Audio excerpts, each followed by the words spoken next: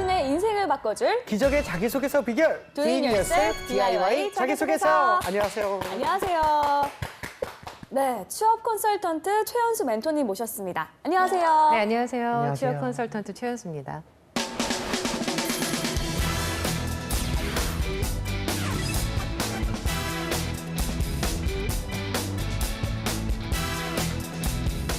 네, 오늘의 주인공은 어떤 분일까요? 오늘의 주인공 너를 나를 보여줘. 네. 야, 일단은 뭐 근로복지공단 일반직 지원자 분이신 것 같은데요. 네. 이른바 이제 신의 직장이라고 하는 그 공단, 그렇죠. 공단에 이제 지원을 하시는 분인 것 같습니다. 공공기관 같은 경우는 이제 신의 직장이라고 불리기도 하는데요. 그 네네. 이유가 이제 우선 처우가 좋고요. 네네. 성과와 상관없이 이제 근무 연수가 계속 올라가면 급여가 이제 상향으로 해서 올라가게 되어 있고요. 네네. 정년이 보장되어 있기 때문에 안정적인 직장이다라는 의미에서 신의 직장으로 불리기도 하죠. 맞습니다.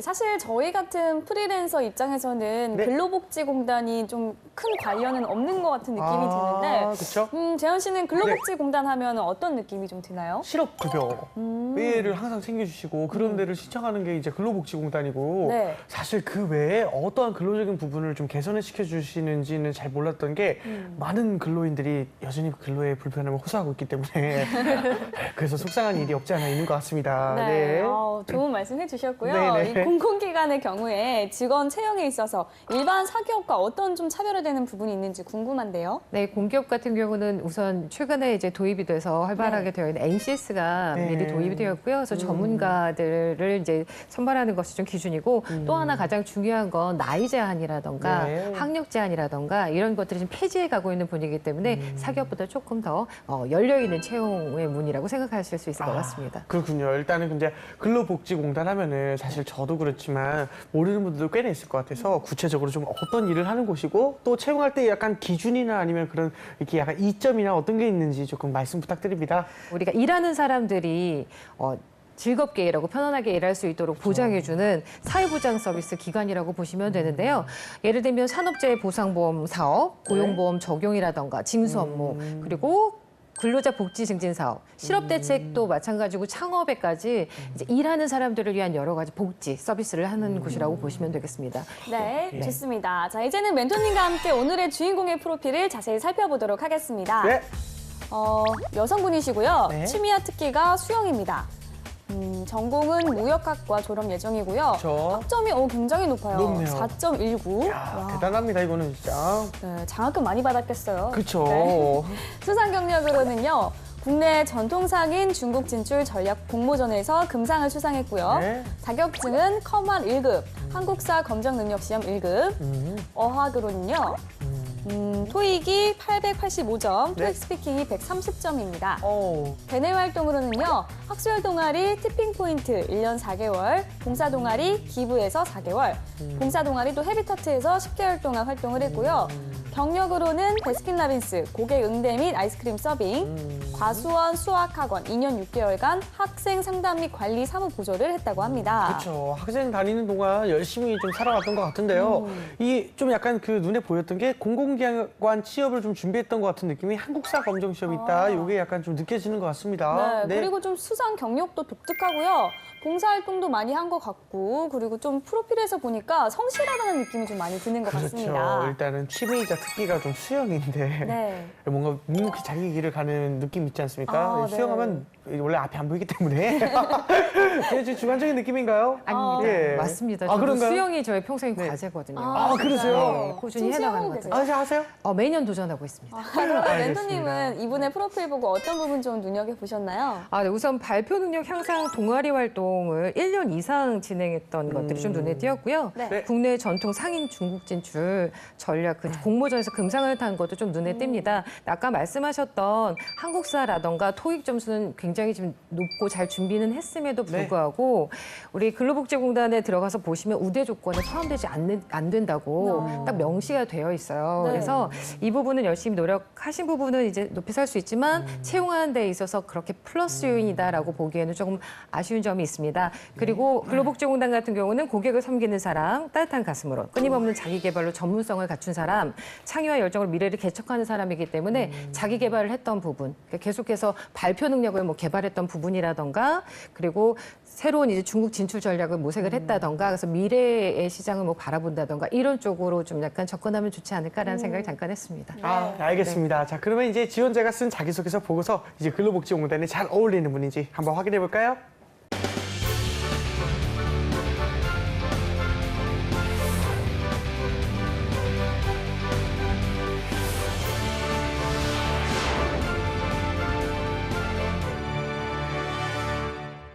네, 우선 첫 번째 질문부터 보겠습니다. 네.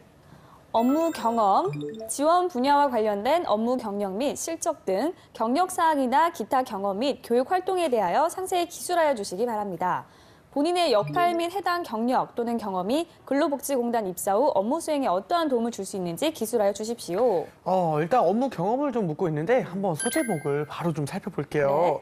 자, 2년 반의 노하우. 네. 아까 프로필 보니까 학원에서 그쵸? 좀 일한 경력이 한 2년 반 정도 됐던 것 같은데 그 그쵸. 경험을 좀 녹여내지 않았나라는 네. 생각이 드네요. 맞습니다. 일단 멘토님께서는 소제목 보고 좀 마음에 드셨나요? 네, 괜찮은 것 네, 같습니다. 우선 깔끔하네요. 네, 업무 관련된 내용이 포함되어 있고 명확하게 네. 그리고 2년 반 동안에 쌓아온 것이다라고 표현이 되어 있어서 그 노력과 그리고 이제 연계성이 있는 데다가 어떤 노하우인지 좀 궁금증을 유발해서 괜찮은 소제목이 아닌가라는 생각이 듭니다. 아, 좋습니다. 2년 반 동안 어떤 노하우를 터득했을지 한번 내용 살펴보도록 하겠습니다.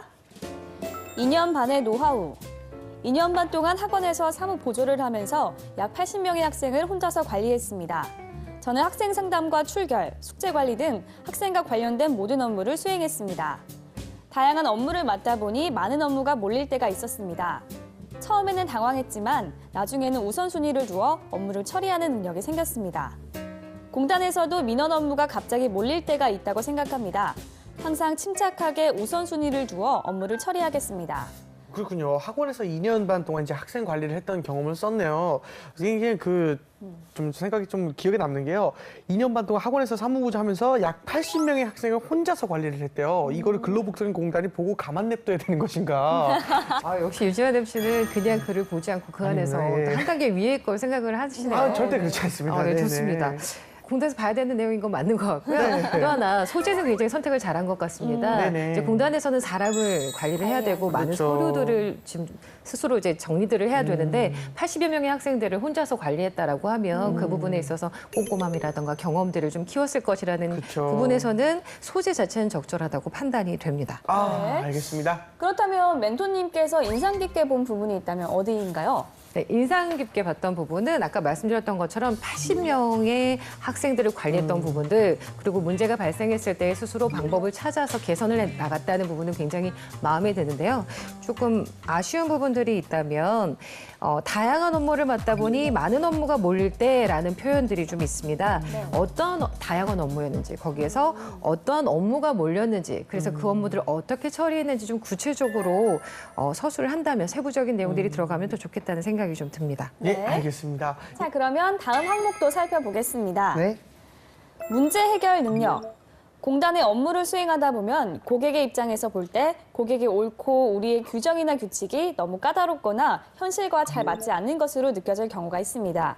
이러한 경우 어떻게 업무 처리를 할 것인지 또는 유사한 경험에 대해 구체적으로 설명해 주십시오. 아, 그렇군요. 이게 공기업에서 좀 나올 수 있는 질문인 것 같은데 그 공무원이나 공기업 아니면 이 모든 규정대로만 하면 좀 답답하다 느낄 것 같은데 이게 지원자의 소제목을 또 다시 한번 보려고 해요. 네. 일단은 악법도 법이다라고 이렇게 나왔거든요. 이게 조금은 복불복의 소제목인 것 같긴 한데 어떤가요, 보민 씨는? 좀 많은 생각이 들게 하는 소제목인 그렇죠, 것 그렇죠. 같아요. 네. 이 말 자체는 굉장히 유명하잖아요. 유명한 말이죠. 맞아요. 멘토님께서는 어떻게 보시나요? 네, 마찬가지로 저도 이제 제목 봤을 때는 네. 이제 공정함과 규율을 굉장히 중요시 여기는 공기업, 공공기관에서 봤을 때 기업에 기관이 가고자 하는 방향과 생각을 같이 이해할 수 있는 그런 마인드를 갖고 있지 않느냐라는 생각에서는 좀 긍정적으로 볼 수 있겠는데요. 악법도 법이니 그냥 무조건 지켜라라고 만약에 서술한다면 재미가 없어지겠죠. 그래서 내용이 어떤지 한번 보는 것이 중요할 것 같습니다. 네. 알겠습니다. 제가 어떤 내용인지 한번 읽어보겠습니다. 네. 악법도 법이다. 원칙을 중시하며 업무를 처리하겠습니다.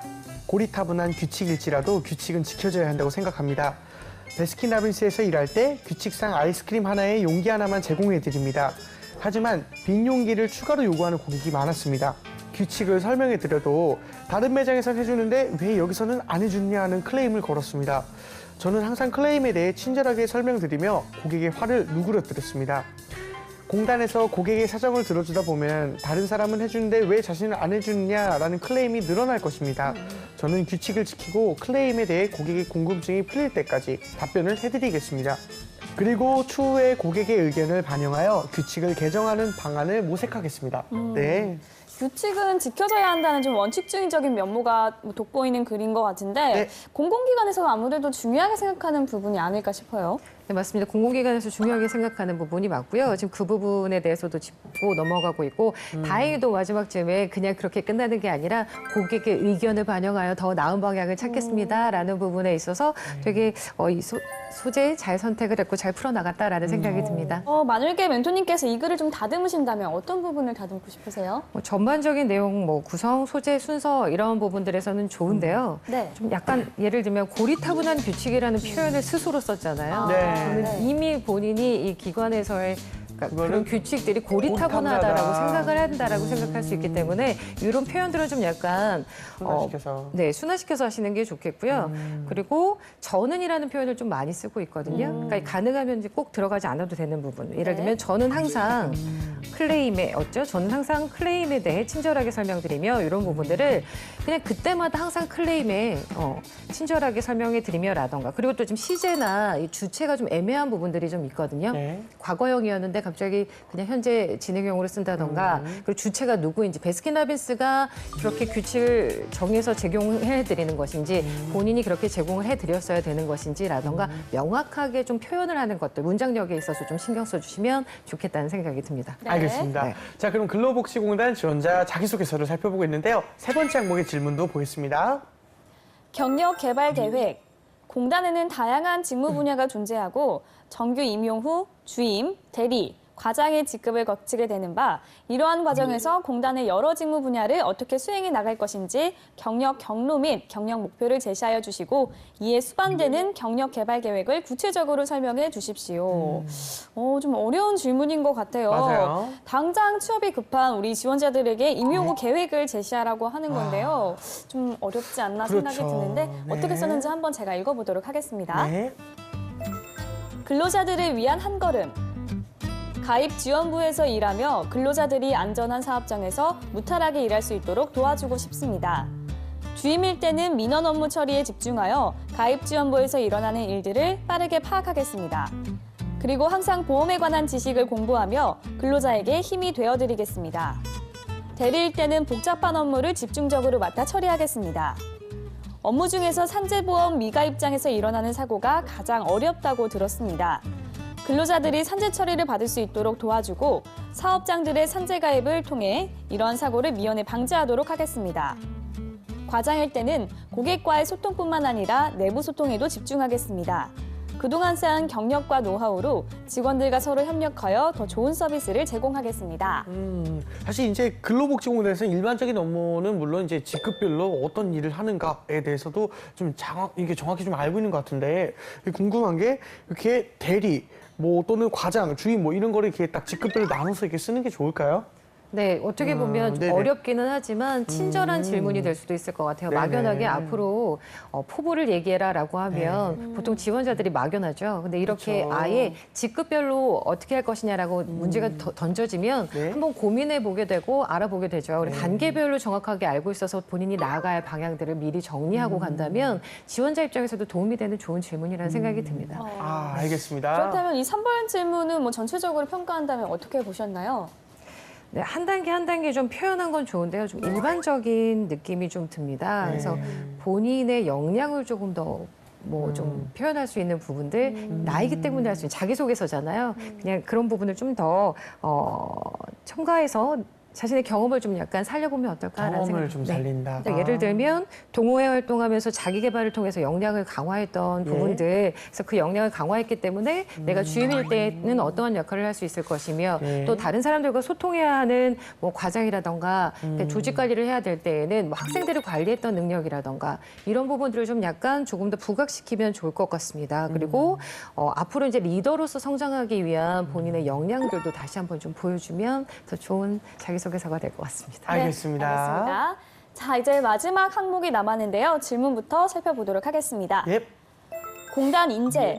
공단에서 필요로 하는 인재는 크게 미래사업 추진형 인재와 조직가치 창출형 인재로 구분하고 있습니다. 공단 수행 보험사업 직무 분야에 비추어 지원자께서 생각하는 미래사업 추진형 인재와 조직가치 창출형 인재는 각각 어떠한 특성을 가진 인재인지 설명하여 주시고 공사 입단 후 이 두 가지 인재 유형 중 본인이 지향하고자 하는 인재 유형과 그 이유에 대해서도 구체적으로 설명해 주십시오. 네. 근로복지공단에서 필요로 하는 인재상을 구체적으로 좀 제시를 하고 이에 대한 설명을 요구하고 있는데요. 한번 소제목부터 볼까요? 그러게요. 말하지 않아도 알아요. 말하지 않으면 몰라요. 그래서 이 사실 말을 해야 됩니다. 이 뭘 말하고 싶은지 진짜 이 제목만 봐도 모르겠는데 어떤 느낌인지 한번 봐야겠습니다. 네. 혹시 멘토님은 소제목 좀 어떻게 보셨나요? 저도 말해줬으면 좋겠습니다. 그렇죠. 저도요. 네. 네, 굉장히 밋밋할 수 있는. 그렇죠. 그래서 이 다음에 어떤 얘기가 나오냐에 따라서 이 소제목이 죽느냐 사느냐가 결정되는 그런 소제목이라고 할 수 있을 것 같아요. 좀 아쉽긴 합니다. 네, 알겠습니다. 알겠습니다. 그러면 어떤 내용을 담고 있는지 재원 씨가 한번 읽어주세요. 네. 말하지 않아도 알아요. 공단 입사 후 조직가치 창출형 인재가 되겠습니다. 대학교 4년간 서비스직 아르바이트를 통해 고객에게 진정으로 필요한 부분을 찾아내는 법을 배웠습니다. 고객이 굳이 말하지 않아도 필요한 부분을 찾아 서비스를 제공해드렸습니다. 따라서 공단의 일원으로서 근로자들에게 책임감을 가지고 필요한 서비스를 제공해드리겠습니다. 복지의 사각지대를 해소하여 근로자들 모두 안전하게 일할 수 있도록 고객들의 눈높이에 맞춘 설명으로 필요한 복지를 받을 수 있도록 도와드리겠습니다. 네, 이 4년간의 서비스직 아르바이트 경험을 소재로 네. 자신이 지향하는 바를 이야기하고 있습니다. 근데 저는 이 4년간 서비스직 아르바이트 경험을 구체적으로 좀 일화를 설명해줬으면 좋겠다는 생각이 들거든요. 아, 그렇군요. 멘토님께서는 어떻게 보셨나요? 맞아요. 같은 생각했습니다. 지금 보면 아르바이트를 했었고 필요한 부분을 찾아서 서비스를 제공해드렸습니다라고 해서 뭉뚱그려서 가고 있죠. 아, 네. 그렇군요. 정확하게 구체적인 이야기를 해야 지금 이 지원자가 어떠한 역량을 갖고 있고 어떠한 경험을 통해서 어떠한 일들을 해내갈 수 있을지가 보여줄 거라서 중요한 포인트를 잡아주신 것 같습니다. 만약에 멘토님께서 이 글을 다듬는다면 어떤 부분일까요? 우선 두 인재상 중에 하나의 인재상을 지금 선택해서 이유를 설명을 하라고 했잖아요. 그래서 네. 선택한 후에 정확하게 왜 이 부분에 대해서 중요하게 생각하는지를 좀 설명해 주셨으면 좋겠고요. 근로복지공단의 이제 3대 핵심 가치가 책임, 공감, 열정이잖아요. 이런 부분을 좀 약간 부각시켜서 이제 조직까지 창출형 인재를 선택을 하지만 그거 하나만 갖고 가지 말고 저라면 나머지 하나인 이제 그 미래사업 추진형 인재로서의 그 어떤 책임감과 공감을 같이 갖고 갈 수 있는 인재가 되겠다라는 쪽으로 다 함께 안고 가면 어떨까라는 생각은 잠깐 생각이 든 부분입니다. 네, 알겠습니다. 네. 자, 이번에는 저희가 나설 차례죠. 재환이와 구미의 B급 처방전. 처방전입니다. 오늘 제가 주인공에게 드리고 싶은 처방전은요. 네. 추상화가 아니고요. 좀 정밀 묘사로 그림을 그려라라고 말을 해주고 싶어요. 네네. 뭐 예를 들어서 나는 좋은 인재입니다. 이렇게 네네네네. 설명하지 말고 예시를 네네. 들어서 나는 이런 경험을 통해서 네. 이런 재능이 있는 인재입니다라고 좀 자세하게 설명을 해줬으면 좋겠다는 생각이 들어요. 네네. 재한 씨는요? 저는 속담을 이용해서 표현하고 싶은데 강아지 관련 속담이거든요. 개는 주인을 물지 않는데 저기 주인을 물지 마세요라는 말을 하고 싶은데 왜냐면 이 근로복지공단이 고리타분한 서비스에 뭐 약간 이런 안 좋은 얘기를 하고 또는 네. 이렇게 자기가 일했을 때 막 80명의 그런 아이들을 이렇게 혼자서 관리했다. 마치 근로복지공단이 일을 잘 못해서 내가 지금 이렇게 고생스럽게 일을 하고 있지 않느냐라는 여러 가지 이 모기업에 대한 조금은 안 좋은 이미지를 이렇게 부각시킬 수 있는 내용들을 말하는 것 같아서 그런 부분을 살짝만 좀 수정했으면 참 좋겠다 생각했습니다. 네, 좋습니다. 멘토님, 저희의 처방전 어떤가요? 항상 이제 두 분의 처방전을 선택을 해야 되는 게 저희에게는 네. 굉장히 큰 과제입니다. 아, 네. 두 분의 너무 좋은 아이디어이기 때문에 네네. 지원자 입장에서는 두 가지 다 모두 다 취합해서 정리를 좀 했으면 좋겠고요. 굳이 선택을 하자면 네. 좀 더 구체적으로 네, 좀 표현했으면 그렇죠. 좋겠다. 되게 좋은 은율법을 또 맞습니다. 활용해서 얘기해 주셨는데 네네. 우리 황보미 아나운서께서 얘기해 주신 것처럼 이 경험들이 굉장히 좋은 게 있는데 지금 구체적으로 나와 있지 않기 때문에 맞아요. 그림이 잘 안 그려지거든요. 좀 더 구체적으로 묘사해 주면 좋겠고요. 아까 말씀하신 그 포인트 꼭 반영하셔서 그쵸, 그쵸. 이 기업과 이야기를 할 때에는 자기소개서 쓸 때는 프로포즈라고 말씀을 드렸죠. 네, 기업에 대한 그런 애정을 좀 표현해 주시면 좋겠습니다. 이 사실은 이 친구가 진짜 그런 게 있지 않습니까? 4년 동안이나 아르바이트 했던 경험이라면은 이 근로복지공단이랑 너무너무나 잘 맞는 왜냐면 이 공단 자체가 이 설명을 해줘야 하는 일이 굉장히 많기 때문에 학원 업무 자체가 좀 많이 본인에게 이점이 될 수 있는 부분인데 잘 살리지 못한 게 아쉬운 것 같아요. 정밀 묘사를 좀 하시면 참 좋을 것 같습니다. 네, 좋습니다. 자, 이번엔 모의 면접을 진행해 보도록 하겠습니다.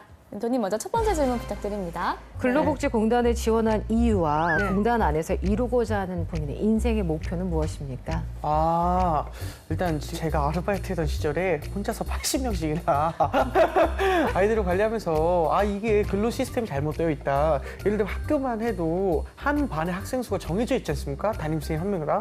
규정으로 좀 이렇게 사람을 관리하는 이 개수, 명수가 좀 정해져 있다라면은 내가 이렇게 좀 고생해서 일하지 않을 텐데 또는 나뿐만 아니라 많은 관리자들이 이런 경험을 좀 할 것 같은데라는 생각에서 지원을 했고 여기서 꼭 많은 그런 여러 가지 경험을 통해서 규정을 만든 다음에 인당 30명까지로 좀 제한을 할 수 있도록 하도록 하겠습니다. 네. 네, 좋습니다. 되게 네. 구체적인 본인의 경험을 토대로 경험을 느꼈던 살렸습니다. 것들, 네. 그리고 공감하는 것들, 네. 공감하는 내용 부분들, 그리고 들어가서 이 부분을 내가 개선시키겠다는 의지가 잘 표현이 돼서 네. 좋았습니다. 다행입니다. 네. 자, 그러면 두 번째 질문 해주세요.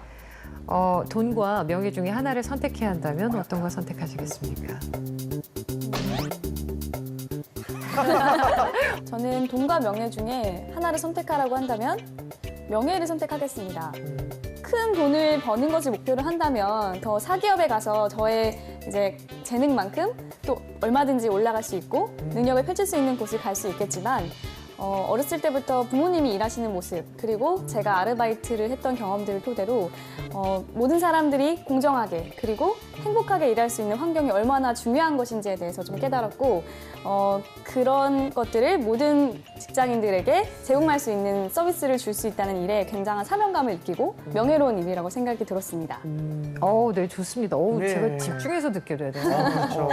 이게 정말로 명예에 그러니까 돈 한 푼에 이렇게 좀 사람이 쉽게 이렇게 가볍게 되는 사람은 아니라 진중한 사람인 걸 알고 있어서 굉장히 진정성 있게 다가왔습니다. 네, 좋습니다. 그리고 또 공공기관에 맞는 적합한 답변을 좀 해주셨고요. 네. 이 질문에 대한 되게 적합한 아주 바람직한 답변을 해주신 것 그렇죠. 같아서 좋습니다. 네. 자, 네, 그러면 세 다음으로 번째 질문 부탁드립니다. 이거는 해보겠습니다. 네, 악법도 법이라고 했는데 네. 이제 고객 중심의 친절한 서비스라는 이야기를 하잖아요. 네. 근데 악법도 법이니까 무조건 지켜라라고 말을 할 수는 없는 거 아닙니까? 네네네. 그럼 본인이 생각하는 고객 중심의 친절한 서비스란 어떤 것인가요? 법을 또 지켜야 하는 부분을 좀 생각하시면서 이야기를 해주시면 좋겠습니다. 아, 그렇죠. 법이라는 것에 대한 측면이 여러 가지 법들이 보통 규정되어질 때 이렇게 규정됩니다. 뭐뭘 해야만 한다가 아니라 뭐뭐 할 수도 있다라고 전체적인 법이 이렇게 좀 이야기가 구성돼 있거든요.